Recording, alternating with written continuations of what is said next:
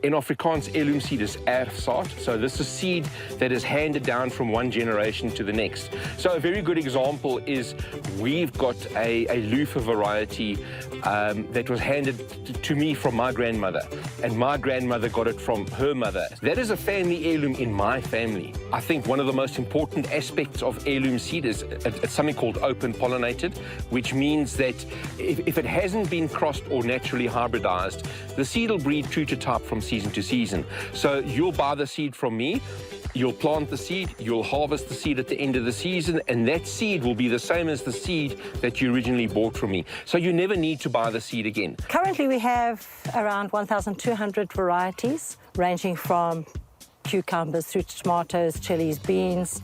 There's basically something for everyone, everyone's taste, everyone's pleasure. We grow over 200 types of tomatoes. We have tomatoes that are for sandwiches. We have tomatoes that are for paste. We have tomatoes that are for sauce. A paste tomato and a sauce tomato are actually two different tomatoes. Then we do things like the gourds above us over here. I think we've got about 15 different types of gourds. We have people that grow gourds specifically to produce artwork.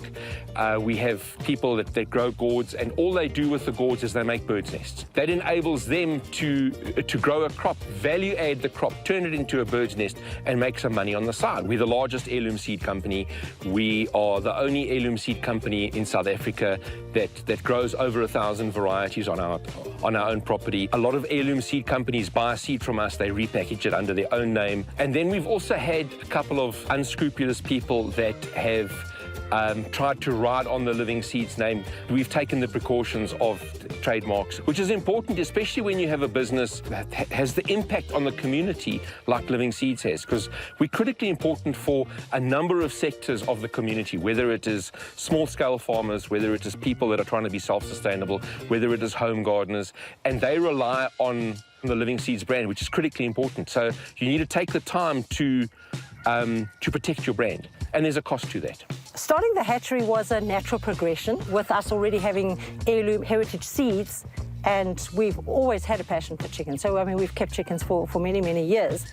And for longer than the seed business. Yeah, actually. longer than the seed business. So I think it was a natural progression, and we wanted to focus on the rare breeds, on the heritage breeds that are being lost. I think we've got 28 different breeds that we're currently working with. 3 of those breeds are critically endangered. So we've got things like the Spanish whiteface. There's less than 2,000 birds in the world. They're critically endangered.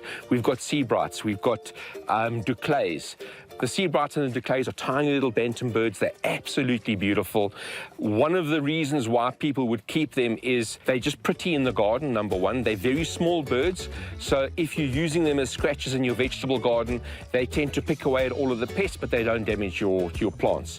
Then we do the multicolored egg layers. So we've got pink egg layers, and we've got blue egg layers, and green egg layers, and olive egg layers, and dark brown egg layers, and white egg layers, and the normal beige, and etc. So we've got a whole rainbow of egg colors. We supply fertile eggs, we supply day-old chicks. We are now able to ship day-old chicks across the country, which is fantastic, well, mainly down to the Cape. We sell birds from day-old all the way through to point of lay. Running a family business is difficult because our kids see their bosses 24/7. I think what also makes it difficult is that everybody's very passionate about doing the best in whatever their position is. When you're passionate about something, you carry it with you, even after hours. We have the benefit of diversity. Because we grow 1,000 varieties on our farm, we always have something else that fills in. So if you have a crop failure on the broad beans, hopefully we don't have a crop failure on the peas.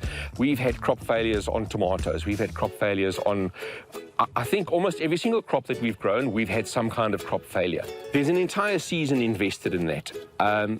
You don't harvest that season, and you can't double the price next year to make up for the money that you lost the previous season. It just doesn't work that way. There's constantly issues, but it's a case of they're not issues, it's just something else that you need to sort of find a way to work around and solve the problem. Keep a positive attitude and just stand up and start again. Yeah. That's why farmers drink.